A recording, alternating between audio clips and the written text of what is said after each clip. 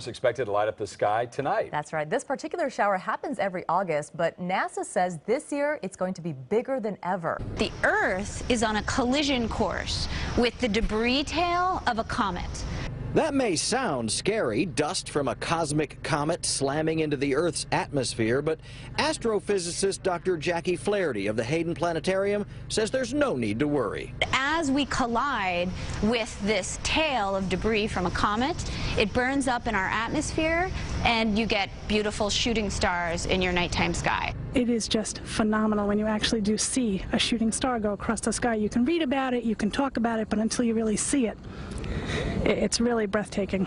Stargazers gathering at Jones Beach away from the city's bright lights for a free celestial sky show, some even keeping the little ones up late. It's a great experience for the kids to see, science-related stuff in the middle of the summer. It's a nice family night out. And weather permitting, this year is supposed to be one of the best ever because gravity from the giant planet Jupiter is pulling twice as many meteors toward Earth. One of the brightest, most intense Perseid meteor showers in years will happen overnight. You're starting to see more and more right now. I know. Experts at UC Riverside say you could see up to 500 shooting stars per hour. War correspondent for more than 10 years. I have been to Iraq, Afghanistan, Gaza, and every terrible conflict that you can think of. I have never seen anything on the scale of Aleppo. There are no winners in Aleppo. I was blown away by the scale of the destruction. You heard Dr. Attar use the words apocalyptic wasteland, and this was 2012. The shelling was relentless, there were snipers everywhere, and I just remember the feeling of exhaustion from being so petrified all the time. The only thing I could think of was, this is actually hell. This is what hell feels like. And there's no way it can get any worse than this. But it did. It got a lot worse. For firefighters battling huge blazes in France, Spain, and Portugal, hot, dry summer weather and treacherous winds have combined to make their efforts very difficult. Thousands of emergency response workers have been deployed to combat wildfires raging across southern Europe. The fires are destroying homes and prompting the evacuation of thousands. Fanned by gusty winds over 30 kilometers per hour, they are expected to continue to pose a threat. CNN weather forecasters predict hotter than average temperatures to continue across the region and little to no chance of rain. The sizzling conditions continue in South Korea. Several parts of the country reached record-breaking temperatures. Gyeongju in Gyeongsangbuk-do province southeast of the country hit a high of 39.4 degrees Celsius, the highest in 22 years. Some unofficial readings measured by an automatic weather station even showed the mercury tipping past 40 in some other southern parts of the nation. Heatwave warnings have been issued for most parts of the country since Thursday, with the southern port city of Ulsan under the weather alert for the 20th straight day. Damage that flooding is causing in Wisconsin and Minnesota. Last night's storms dumped so much rain so quickly that warnings about flash flooding started popping up all over the area. Sky 4 got these shots of a truck driving through high water in Buffalo County near Cream, Wisconsin this afternoon. Emergency management is recommending that people stay off the roads in that area. Many are closed and some are washed out. You can see miles and miles of flooded farms and fields. Some of the heaviest rain fell about 2 hours west of the Twin Cities in Wilmer. It is not an area that floods often. The Wilmer sewer system became so overwhelmed by the heavy rain that it caused flash flooding and started pushing water right into people's homes. Kate Raddatz has been talking to people who have been dealing with water and a lot of mess, I'd imagine, today, Kate. A big mess, Frank. Let me show you what's behind me here. It may look like a lake. I can assure you it is not. Brian last visited South Sudan about a year ago. Since then, he says the humanitarian situation has significantly deteriorated. He says hunger is now widespread, women and girls are being raped, and men and boys are routinely being killed or abducted. Several months of renewed fighting has left hundreds of people dead and thousands more have been forced to flee their homes. Ambulances respond to a car bomb attack in Diyarbakir, but the paramedics couldn't save the lives of a family of 5 that included 2 children. At around the same time, early evening on Wednesday, another car bomb in the city of Mardin killed 3 people, including 1 policeman. And only hours earlier, a roadside bomb killed 4 soldiers in Shirnak. The 3 attacks, all in southeast Turkey, were carried out by the PKK terror group. and represent the highest number of casualties in a single day since the July the 15th failed coup attempt in Turkey. Speaking at a rally in the capital, Ankara, Turkish President Recep Tayyip Erdogan condemned the bombings.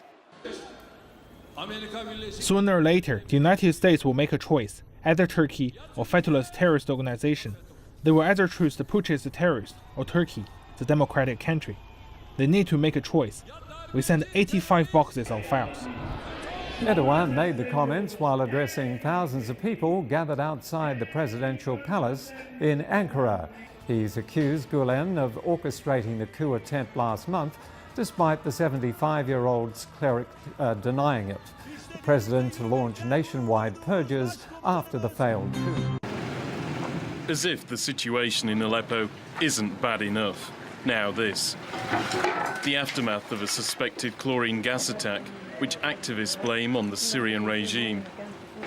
In a nearby hospital, a scene of horror and despair, as one of the victims described what happened.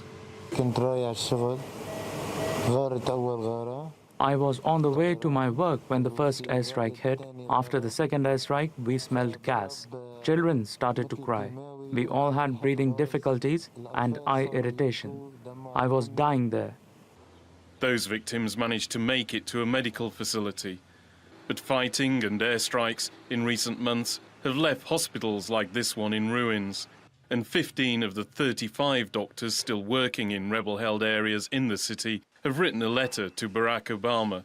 It's urging the US president to do more to help people in besieged areas of Aleppo. Kashmir plunged into a new wave of violence after the killing of pro-independence figure of the Hizbul Mujahideen group Burhan Wani on July 8th by Indian forces. The turmoil has so far killed nearly 60 civilians in the Muslim-majority region and left hundreds of others crippled for life.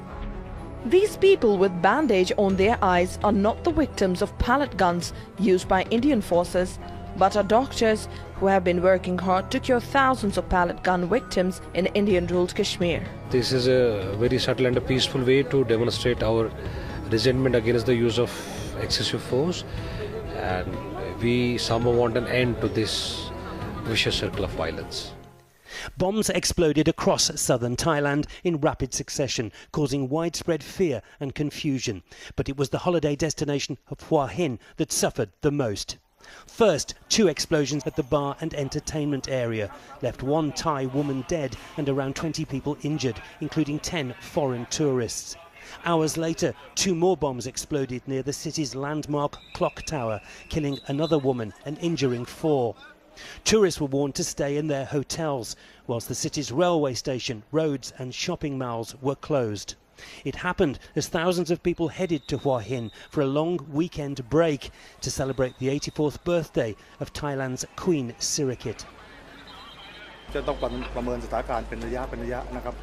We will have to evaluate the situation hourly now, as it looks like the trend of violence is escalating. Russia's foreign ministry had criticized the Ukrainian government for what it called as its inaction and provocative moves. Russia's security service also released a video of what it said as evidence of Ukraine's spy network in Crimea. Russia believes the network was plotting acts of terror and sabotage on critical and life-supporting elements of the peninsula's infrastructure. According, Crimea later in the day announced that a Ukrainian suspect in the terrorist plot was arrested. Over to Ukraine now, where the President Petro Poroshenko has ordered all military units along the border with Crimea and near to the conflict zone in the Donbass region to be at the highest level of combat readiness. This comes a day after Russia's Federal Security Service reported that it uncovered the Ukrainian intelligence service operating in Crimea. The FSB announced it successfully prevented 2 terrorist attacks in Crimea being plotted by a network of agents allegedly working for Ukraine's chief intelligence agency. They were planning to target key infrastructure in the peninsula.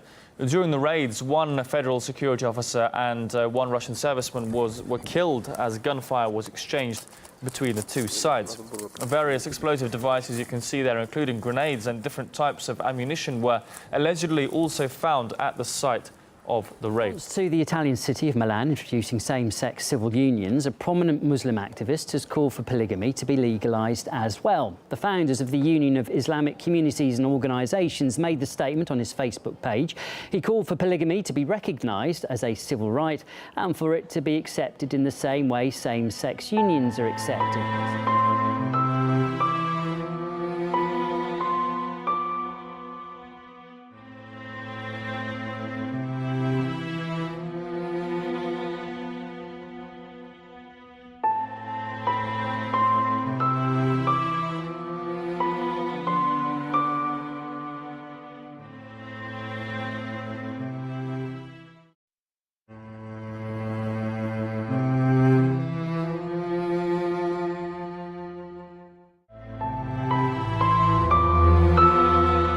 Showers expected to light up the sky tonight. That's right. This particular shower happens every August, but NASA says this night out. And weather permitting, this year is supposed to be one of the best ever because gravity from the giant planet Jupiter is pulling twice as many meteors toward Earth. One of the brightest, most intense Perseid meteor showers in years. You can talk about it, but until you really see it, it's really breathtaking.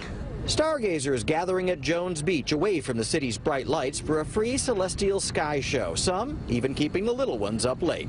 It's a great experience for the kids to see, you know, science-related stuff in the middle of the summer. It's a nice family. Here, it's going to be bigger than ever. The Earth is on a collision course with the debris tail of a comet. That may sound scary, dust from a cosmic comet slamming into the Earth's atmosphere, but astrophysicist Dr. Jackie Flaherty of the Hayden Planetarium says there's no need to worry. As we collide with this tail of debris from a comet, it burns up in our atmosphere, and you get beautiful shooting stars in your nighttime sky. It is just phenomenal when you actually do see a shooting star go across the sky. You can read about it.